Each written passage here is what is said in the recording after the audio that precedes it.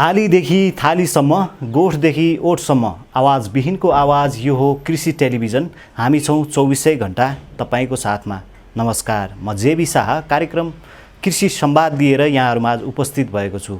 कार्यक्रम कृषि संवादको रिपोर्टिङका लागि आज हामी चाँगु नारायण नगरपालिका, भक्तपुर जिल्लाको चाँगु नारायण नगरपालिकाको कार्यालय परिसरमा आइपुगेका छौँ र यति बेला हामी कार्यक्रममा चाँगु नारायण नगरपालिकाका नगर प्रमुख सोम प्रसाद मिश्रज्यूलाई कृषि संवादमा जोड्ने प्रयास गरिरहेका छौँ। उहाँसँग हामी यस क्षेत्रमा, चाँगु नारायण क्षेत्रमा चाहिँ भइरहेका गतिविधिहरू, उहाँले कसरी स्थानीय सरकार मार्फत काम गरिरहनु भएको छ र यहाँको विशेष गरी कृषिको अवस्था के कस्तो छ भन्ने विषयमा बढीभन्दा बढी जानकारी लिने प्रयास गर्नेछौँ। सर्वप्रथम कार्यक्रममा उहाँलाई स्वागत गर्न चाहन्छु। मेयर साहब, स्वागत छ कार्यक्रम कृषि संवादमा। हजुर, धन्यवाद छ शाहजी, र यति बेला यो टेलिभिजन हेरिनु भएको सबै दर्शकहरूलाई नमस्कार छ। आराम हुनुहुन्छ सर? ठिक छ सर। हजुर, पछिल्लो समय देश सङ्घीयतामा गइसकेपछि नागरिकहरूले चाहिँ एउटा सिंहदरबारलाई आफ्नो घर छेउमा पाउनुभएको छ। यस अर्थमा यहाँहरूले चाहिँ सङ्घीयता आइसकेपछि यहाँहरूले यस क्षेत्रको जनप्रतिनिधिको हैसियतले एउटा सरकारको प्रतिनिधित्व गर्दै गर्दा यहाँहरूले गरेका महत्त्वपूर्ण कामहरू के छन् सर? अब यो बडा भेग प्रश्न भयो होइन। 4 वर्ष हामीले बितायौँ, हाम्रो 5औँ वर्ष प्रवेश भएको छ। यसपालि हामीले प्रस्तुत गरेको, पारित गरेको बजेट पनि 5औँ बजेट हो। अब यो मतलब यो 4 वर्षमा के गर्यौँ भन्ने कुरा गर्दा त यहाँ 4 घण्टा समय पनि लाग्ने स्थिति रहन्छ प्रश्नको हिसाबले। अब हामीले शिक्षामा केही गऱ्यौँ, स्वास्थ्यमा गऱ्यौँ, भौतिक पूर्वाधारमा, सडकमा, खानेपानीमा, कृषिमा, पर्यटनमा, सबै क्षेत्रमा हामीले केही न केही, रोजगारीमा।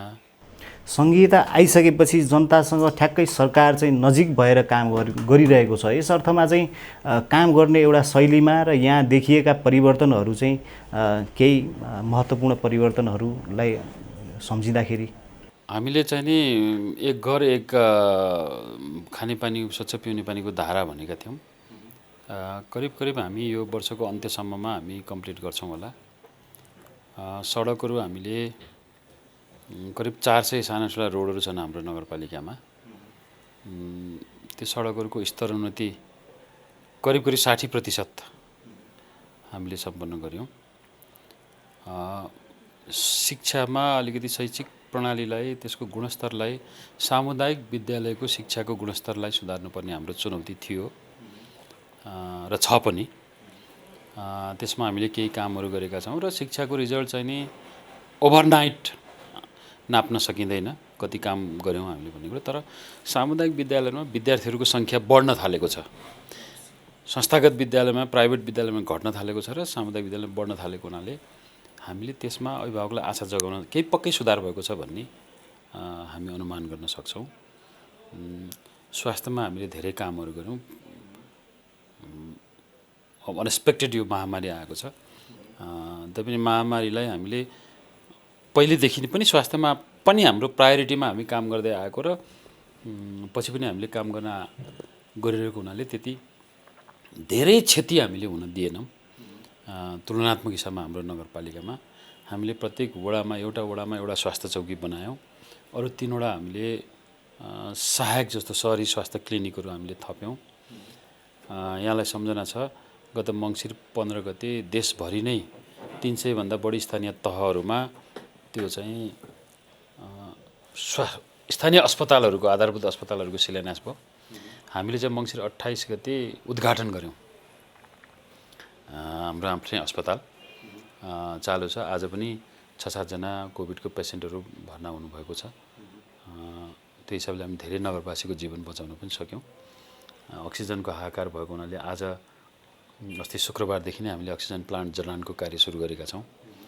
10-12 दिनमा त्यो काम कम्प्लिट होला। त्यो हिसाबले हामीले चाहिँ अब बिरामीहरू बोक्ने डेडिकेटेड एम्बुलेन्सहरू हाम्रो प्रत्येक वडामा कम्तीमा एउटा एम्बुलेन्स छ। त्यसमध्येको 3वटा एम्बुलेन्सलाई चाहिँ हामीले कोभिड डेडिकेटेड एम्बुलेन्स बनाएको छौँ। कोभिडको बिरामीलाई घरमा जाने, हस्पिटल ल्याउने, हस्पिटलबाट घरमा पुर्याउने अथवा कहाँ जानुपर्छ लाने निःशुल्क सेवा हो त्यो। त्यो हिसाबले स्वास्थ्यमा हामीले काम गरिरहेका छौँ। पर्यटनमा, पुरातत्वमा पनि हामीले केही कामहरू गरेका छौँ। हजुर, यो विशेष गरी यो कोभिड-19 को सङ्क्रमणपछि चाहिँ यहाँको स्थानीय निकायमा रहनुभएका नागरिकहरूमा चाहिँ खास गरी कस्तो किसिमको प्रभाव पऱ्यो सर? उहाँहरूको एउटा व्यापार व्यवसायमा, उहाँहरूको शिक्षामा, उहाँहरूको अन्य उद्यमशीलतामा कस्तो खालको असर परेको पाउनुभयो सर? अब यो त चाहिँ नि जस्तो देशभरि परेको छ, उपत्यकाभरि परेको छ, यहाँ पनि त्यस्तै असर पर्ने हो। अन्यत्र अर्को छिमेकी नगरपालिकामा बेग्लै, यहाँ बेग्लै असर पर्ने होइन। त्यसमा पनि हाम्रो यो नगरपालिका अलिकति पर्यटकीय गतिविधिसँग बढी जोडिएको नगरपालिका। पर्यटन क्षेत्रबाट पनि आर्थिक उपार्जन, जीविकोपार्जन हुने नगरपालिका भएको हुनाले अलिक बढी अब पर्यटक गतिविधि त ठ्याक्कै रोकियो। त्यो हिसाबले अलिकति बढी नगरवासीलाई पनि परेको छ असर र नगरपालिकालाई पनि असर परेको छ। कि पर्यटन प्रवेश शुल्क भनेर हामी 3-4 करोड चाहिँ नि पैसा हाम्रो त्यो क्षेत्रबाट पनि हाम्रो रेभेन्यू आउँथ्यो। यो पछिल्लो 2 वर्ष हाम्रो त्यो आएन। त्यो हिसाबले नगरपालिका पनि प्रभावित छ, नगरवासीहरू पनि प्रभावित हुनुहुन्छ। हजुर, पछिल्लो समय चाहिँ यही महामारीका कारण विशेष गरी प्रभावित भएर मान्छेहरू चाहिँ अब चाहिँ कृषि पेसा चाहिँ नेपालको लागि एउटा उत्तम पेसा हुन सक्दछ, आय आर्जन गर्ने, एउटा व्यवसायमुखी जाने र अर्थतन्त्र उकास्ने एउटा विकल्प हो भनेर हेरिरहेका छन्। अब यो कृषिको सन्दर्भमा कुरा गर्दाखेरि यहाँको भक्तपुरको चाँगु नारायण, खास गरी यो काठमाडौँ उपत्यका भनेको एसियाकै एउटा उर्वर भूमि हो भन्ने गरिन्थ्यो, तर पछिल्लो समय चाहिँ यहाँ चाहिँ सहरीकरण भइरहेको, जसले गर्दाखेरि चाहिँ कृषिमा उत्पादन कम भइरहेको अवस्था देख्न सकिन्छ। अहिले ठ्याक्कै यहाँको कृषिको अवस्था कस्तो छ सर? अहिले पनि यहाँ देख्नुहुन्छ काठमाडौँ उपत्यकाका नगरपालिकाहरूमध्ये अलिक बढी खेती योग्य जमिन भएको नगरपालिकाभित्र पर्छ चाँगु नारायण। कृषिमा निर्भर हुने ठुलो सङ्ख्या छ र यो लकडाउनले, गत वर्षको लकडाउनले या यसपालिको निषेधाज्ञाले कृषि कर्मलाई चाहिँ हामीले रोकेनौँ। गत वर्ष सुरुमा हामीलाई केही असरहरू पर्यो, अप्ठ्यारोहरू पर्यो, तर बिस्तारै त्यो पछि समाधान हुँदै आयो र कृषिको हामी यहाँले भन्नुभयो जस्तो उर्वर भूमि छ। एउटै खतरा के भने दिनानुदिन कृषि भूमि चाहिँ अतिक्रमण हुँदैछ। त्यहाँ चाहिँ कङ्क्रिटका बिल्डिङहरू फल्दैछन् खेतमा, त्यसपछि तपाईँ सडक बन्दैछ, त्यो सबै कुरा चाहिँ हुँदैछ। कृषि भूमि चाहिँ सधैँ घट्दैछ र कृषिमा आत्मनिर्भर हुने जनसङ्ख्या पनि घट्दो छ। अब यहाँको चाहिँ विशेषता के छ भने मूल पेसा कृषि भए पनि कृषि सँगसँगै अरू पेसा पनि मान्छेहरूले गरेका छन्। कृषिले मात्रै चाहिँ जीवन निर्वाह यहाँ चल्दैन, किनभने मान्छेसँग थोरै थोरै जमिन छ अनि 12 महिना कृषिमा इङ्गेज भइरहनु पनि पर्दैन। यहाँ केही दिन, केही हप्ता कृषि काममा लाग्ने, त्यसपछि मान्छेलाई फेरि त्यो अरू समय चाहिँ फ्री हुन्छ अनि अरू कामहरू गर्छन्। त्यसकारण एउटा साइड बिजनेसको हिसाबले कृषि यहाँ चलेको छ। तर कृषिबाट राम्रै आम्दानी छ। काठमाडौँ उपत्यकामा खास गरी दुधको सप्लाई गर्ने, तरकारीहरूको सप्लाई गर्ने नगरपालिकाभित्र पर्छ हाम्रो नगरपालिका। हजुर, यो दुध तथा तरकारी र मासुजन्य उत्पादनहरू गरिरहँदाखेरि चाहिँ किसानहरू लामो समयदेखि यो पेसामा लागिरहेका किसानहरू कतिको हुनुहुन्छ र नयाँ युवा पिँढीहरूको कृषिप्रतिको आकर्षण कतिको पाउनु भएको छ सर? नयाँ पिँढीहरूले व्यावसायिक हिसाबमा गर्न सुरु गर्नुभएको छ।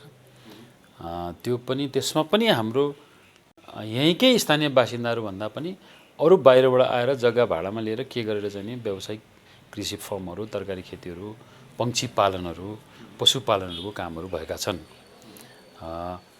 स्थानीयवासीले परम्परागत रूपमा जे गरेर आउनुभएको थियो, आफ्नो पुर्ख्यौली सम्पत्तिमा त्यसलाई अलिकति आधुनिकीकरण गरेर गर्नुहुन्छ।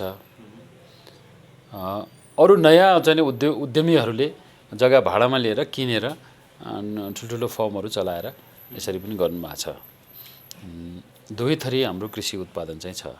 हजुर, यो सहरीकरण हुने समस्या जुन छ अब यो चाहिँ विशेष गरी ठुला सहरहरूको छेउछाउतिर चाहिँ प्राय कृषि भूमि मासिँदै गरेको पछिल्लो अवस्थामा चाहिँ देशैभरि यो समस्या छ। अझ यहाँको क्षेत्रमा हेर्ने हो भने चाहिँ अझ यो समस्या बेसी देखिन्छ, यहाँले पनि सम्बोधन गर्नुभयो। अब यसको यो समस्यालाई केही हदसम्म कम गर्नका लागि अथवा जति कृषि उत्पादकत्व छ हामीसँग त्यसलाई चाहिँ सही सदुपयोग गर्नका लागि यहाँहरूको स्थानीय सरकारले चाहिँ कस्तो रणनीति लिनुभएको छ? हामीले कृषिमा 8वटा शीर्षकहरूमा हामी अनुदानहरू दिन्छौँ। 50% अनुदानहरू दिन्छौँ हामी। कृषि उपकरण औजारहरूमा अनुदान दिन्छौँ।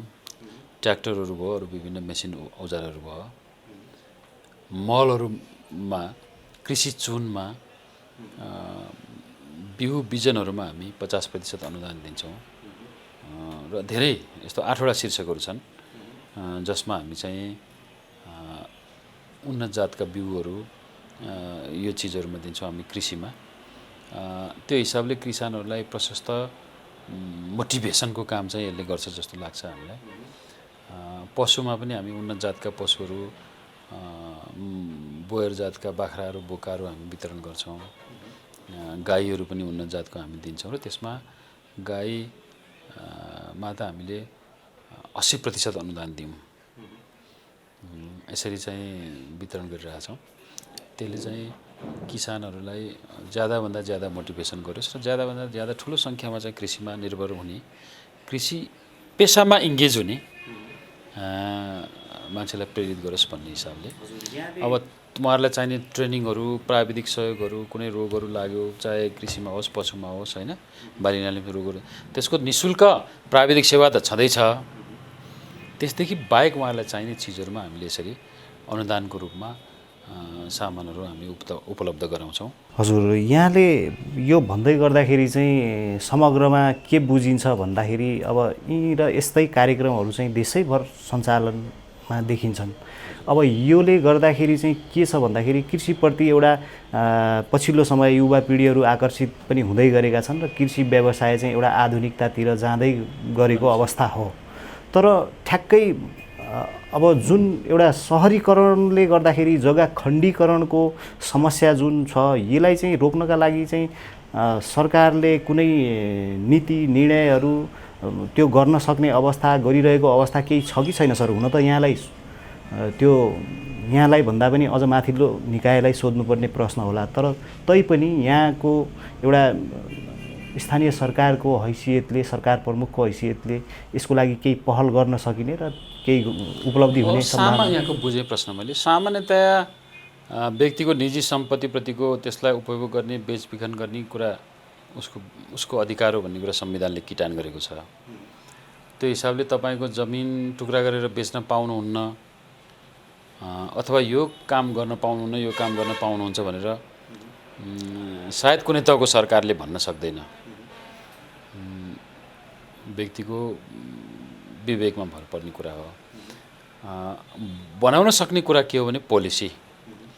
यो क्षेत्रलाई चाहिँ कृषि भूमि बनाऊँ, यो क्षेत्रलाई बस्ती विकास गरौँ, यो क्षेत्रलाई औद्योगिकरण गरौँ, यो क्षेत्रमा पर्यटकीय गतिविधि गरौँ भन्ने हिसाबले जसलाई हामी ल्यान्ड युज प्लानिङ पनि भन्छौँ, ल्यान्ड युज पोलिसी पनि भन्छौँ, त्यो चाहिँ बनाएर त्यो अनुसारको कुरा गर्न सकिन्छ। तर त्यसलाई पनि मान्छेलाई इन्फोर्स गर्ने भन्दा पनि मोटिभेसन गर्ने हो। अब यहाँ अहिले कुनै क्षेत्रलाई चाहिँ कृषि भूमि बनाउने, यो कृषि क्षेत्र बनाउने अहिले हामीलाई पनि अधिकार छ। यो कृषि क्षेत्र यहाँ बनाउने, यहाँ औद्योगिक क्षेत्र बनाउने, यहाँ चाहिँ नि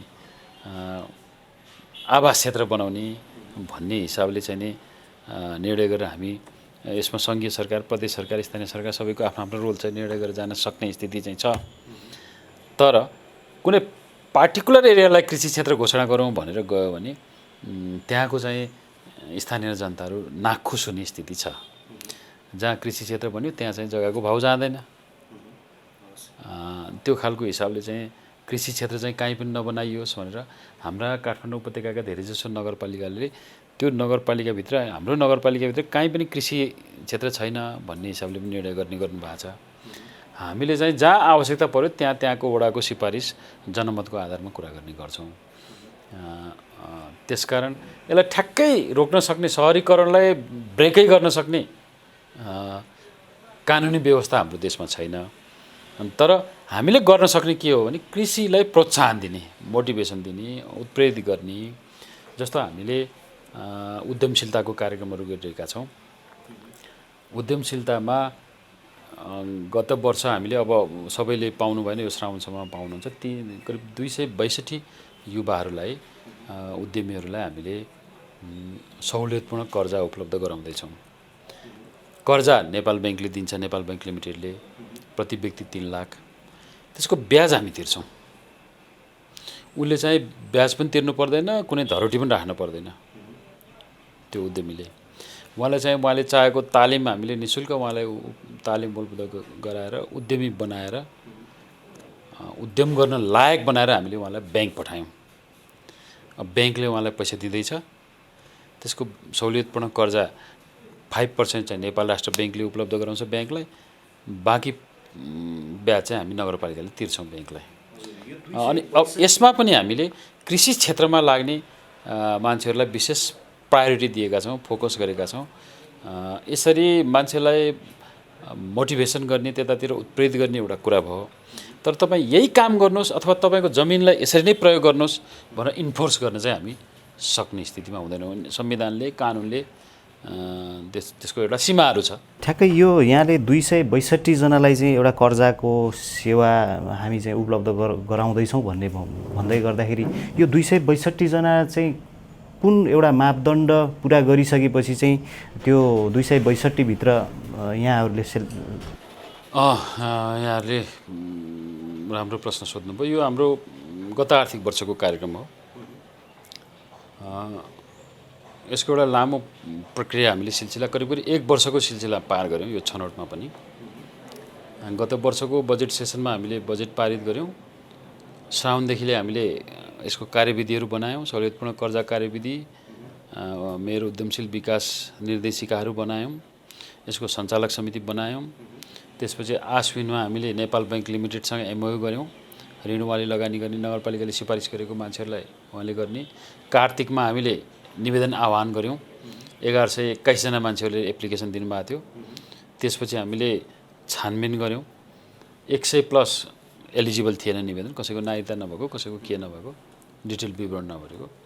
1000+ मान्छेहरू चाहिँ को एप्लिकेसन ठिक थियो।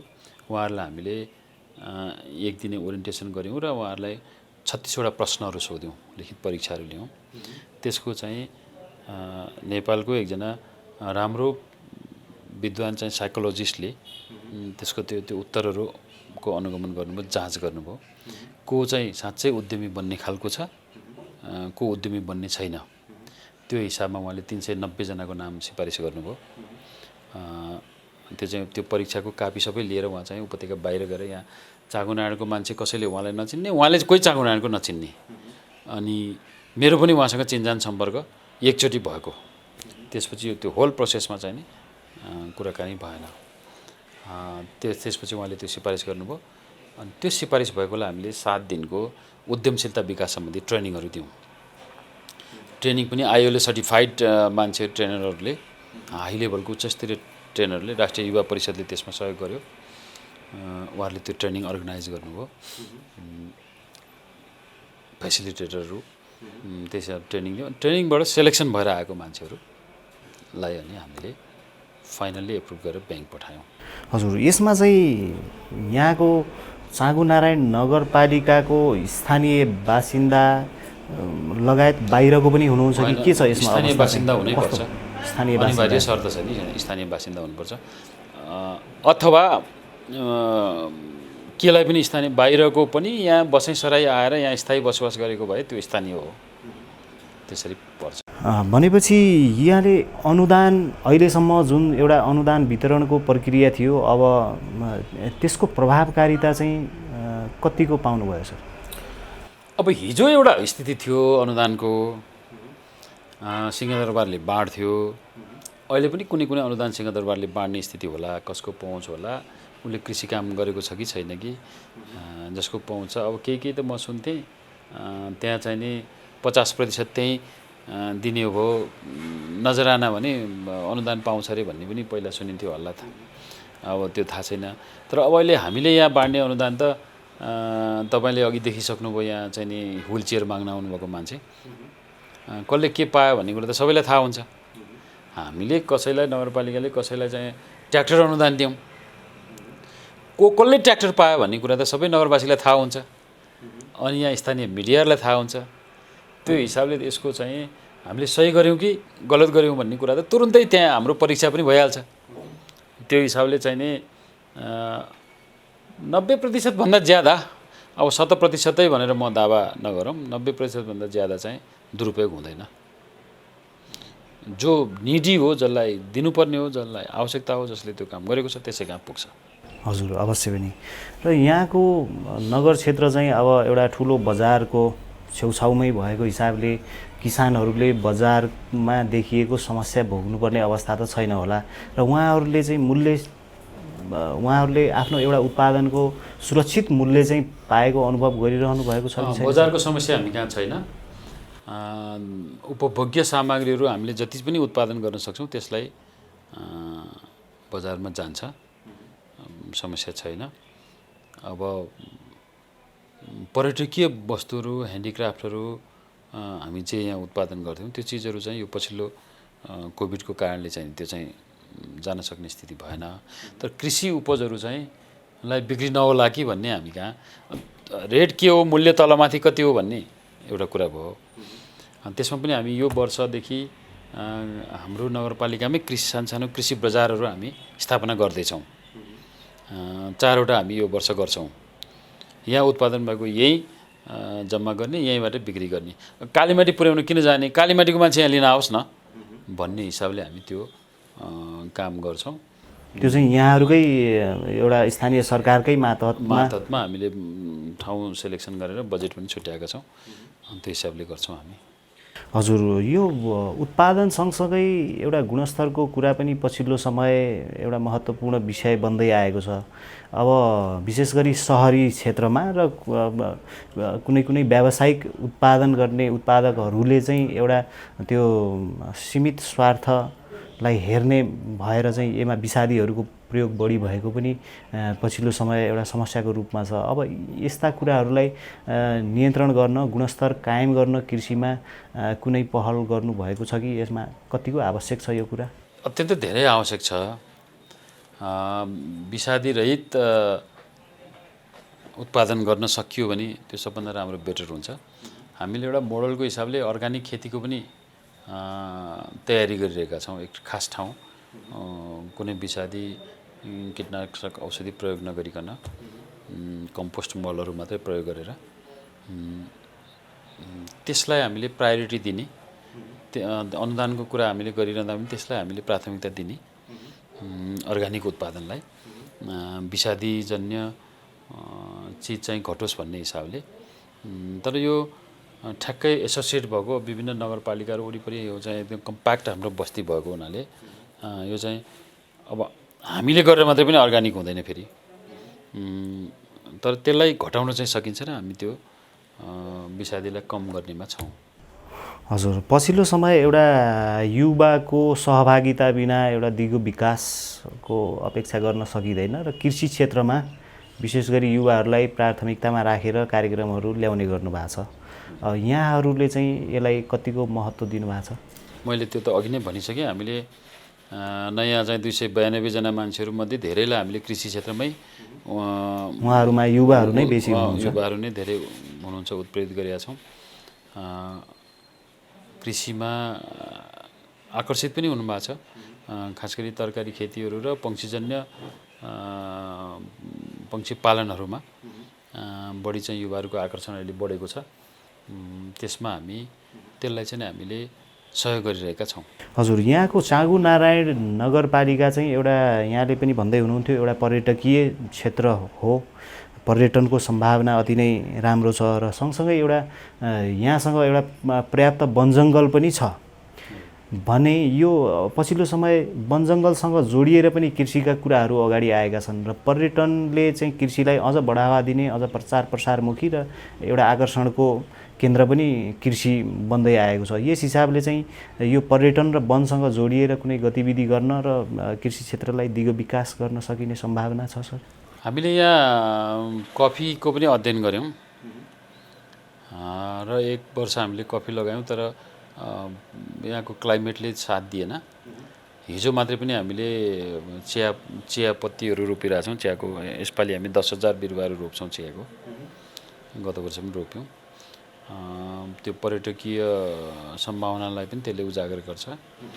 अनि हामीले यसपालि यो वनमा 2 वर्ष अगाडिदेखि बहुमूल्य जडीबुटीहरू रोप्ने गरेका छौँ। लोटसल्ला, तेजपात, टिमुर जस्तो चिजहरू हामीले लगाएका छौँ। एभोकाडो, दाँते ओखर, कागती पनि हामीले सामुदायिक वनमा लगाएका छौँ।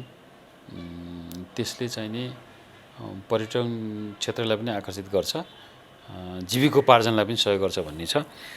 त्यो लगाएको मध्ये एउटा सामुदायिक वनमा चाहिँ सामुदायिक वन उपभोक्ता समूहको सदस्यहरूले नै त्यसको आम्दानी चाहिँ खाने, उहाँहरूले इन्डिभिजुअली खाना पाउने हिसाबले हामीले कानुनी संरचना पनि कार्यविधि पनि बनाएका छौँ र उहाँहरूले त्यो फलफुलहरू लगाउनु भएको छ। त्यसको टेक्नोलोजी, टेक्निसियनहरू, त्यो बिरुवाहरू सबै हामीले पुर्याइदिउँ नगरपालिकाले। उहाँहरूले आफूले रोप्नु भएको छ। अब गोल्ड मेडल रेखदेख उहाँहरूले गर्ने, आम्दानी उहाँहरूले खाने, त्यो हिसाबले हामीले एउटा पाइलटिङ, यदि त्यो सक्सेस भयो भने त त्यस्तो सरकारी वन त नेपालभरि छ। वनको वरिपरि बस्ने मान्छेहरूले त आफ्नो जग्गा जमिन छैन भने त्यही वनमै लगाएर पनि खान पाउने स्थिति त प्रशस्त बन्छ, बेच्न पाउने स्थिति बन्छ। जडीबुटी व्यापक लगायौँ भने त विदेश निर्यात हुन्छ। त्यो हिसाबले हामीले कस्तो हुँदो रहेछ भनेर पाइलटिङ यो गरेका छौँ। हजुर, अवश्य पनि। र यहाँको नगर क्षेत्रमा चाहिँ रहनुभएका किसानहरू जो एउटा अग्रपङ्क्तिमा रहेर कृषि पेसामा लागिरहनु भएको छ, उहाँहरू चाहिँ कस्ता किसिमका गुनासाहरू अथवा कस्ता किसिमका मागहरू लिएर यहाँको अगाडि आउने गर्नु भएको छ?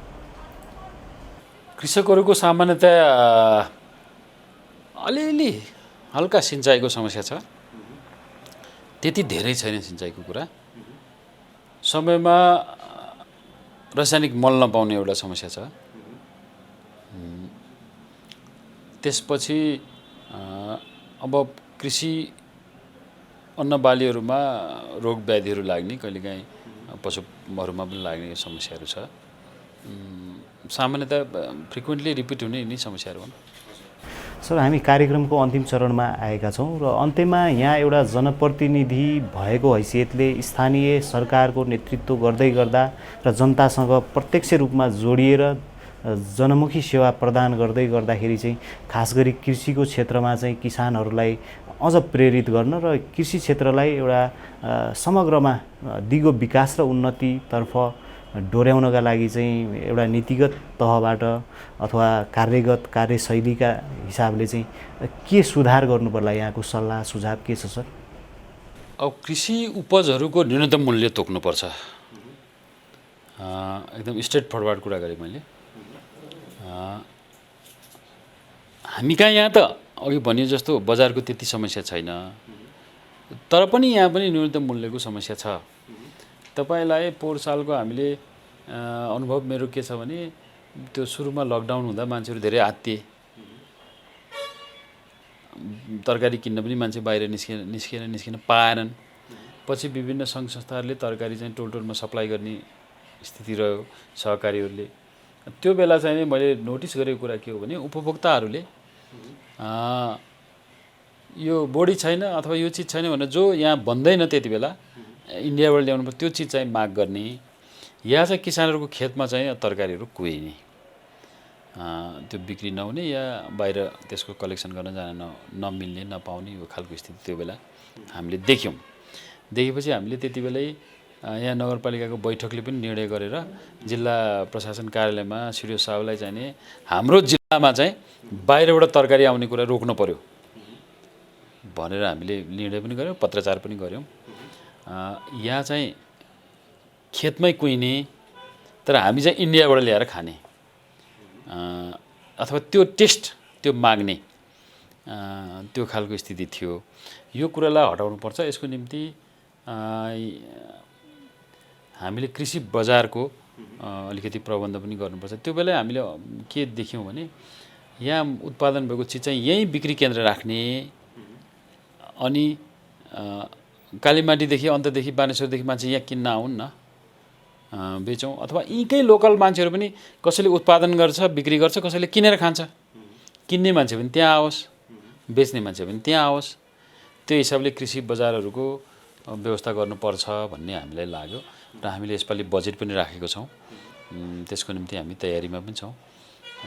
हाम्रो जति उत्पादन हुन्छ त्यो त्यहाँ बिक्री केन्द्र हामीले सङ्कलन तथा बिक्री वितरण केन्द्र हामी खोल्छौँ। त्यसपछि त्यो बाहिर पनि सप्लाई हुन्छ, त्यहाँ स्थानीयहरूले पनि किन्न त्यहाँ आउँछन्, बेच्न पनि त्यहाँ आउँछन्। त्यसलाई केही सहुलियत सुविधाहरू पनि हामी थप्दै जान्छौँ र भविष्यमा कृषि उपजको चाहिँ न्यूनतम मूल्य राज्यले तोक्नुपर्छ, चाहे नगरपालिकाले होस्, चाहे सङ्घीयले होस्, चाहे प्रदेशले होस्, होइन। अनि किसानलाई के कुराको एस्युरेन्स गर्नु पर्यो भने त्योभन्दा बढी मूल्यमा मैले बेच्न सकेँ म बेचि नै हाल्छु, बेच्न सकिने भने नि यति मूल्य त मलाई राज्यले दिन्छ, राज्यले किन्छ यो चिजमा भन्ने कुराको ग्यारेन्टी भएपछि कृषिमा मान्छेहरू लाग्छन्, त्यसमा आकर्षण हुन्छ र कृषि व्यवसायले फस्टाउँछ जस्तो लाग्छ मलाई। हजुर, हस्, यो कृषि संवादमा सहभागी भएर आफ्नो महत्त्वपूर्ण समय र विचार प्रदान गरिदिनु भएकोमा यहाँलाई धेरै धेरै धन्यवाद दिन चाहन्छु। हस्, यहाँहरूलाई पनि धन्यवाद। टेलिभिजन हेरिरहनु भएको दर्शकहरूलाई पनि धन्यवाद। हस्, दर्शकबिन, उहाँ हुनुहुन्थ्यो साँगु नारायण नगरपालिकाका नगर प्रमुख सोम प्रसाद मिश्र हुनुहुन्थ्यो र उहाँले एउटा कृषि क्षेत्रको दिगो विकासका लागि चाहिँ खास गरी नीतिगत तहबाट चाहिँ सरकारले एउटा महत्त्वपूर्ण जिम्मेवारी निभाउनुपर्छ, जुन चाहिँ एउटा किसानहरूको उत्पादनलाई न्यूनतम मूल्य चाहिँ तोकिदिनु पर्दछ र त्यो न्यूनतम मूल्य सुरक्षाको व्यवस्था चाहिँ सरकारले मिलाइदिनु पर्दछ। त्यति भएपछि चाहिँ किसानहरू कृषिको क्षेत्रमा चाहिँ स्वतस्फूर्त रूपमा आकर्षित भएर लाग्नेछन् र उत्पादन वृद्धि हुनेछ, समग्रमा देशको विकास कृषि मार्फत हुनेछ भन्ने उहाँको बुझाइ छ। यो सँगसँगै कार्यक्रमको समय यहीँ सकिएको छ। कार्यक्रमका सहभागी हाम्रा सोम प्रसाद मिश्र लगायत म जेबी शाहलाई र मेरो टिमलाई कार्यक्रमबाट बिदा दिनुहोस्। कृषि टेलिभिजन भने हेर्दै गर्नुहोला। जय कृषि, जय किसान, समृद्ध कृषि हाम्रो अभियान।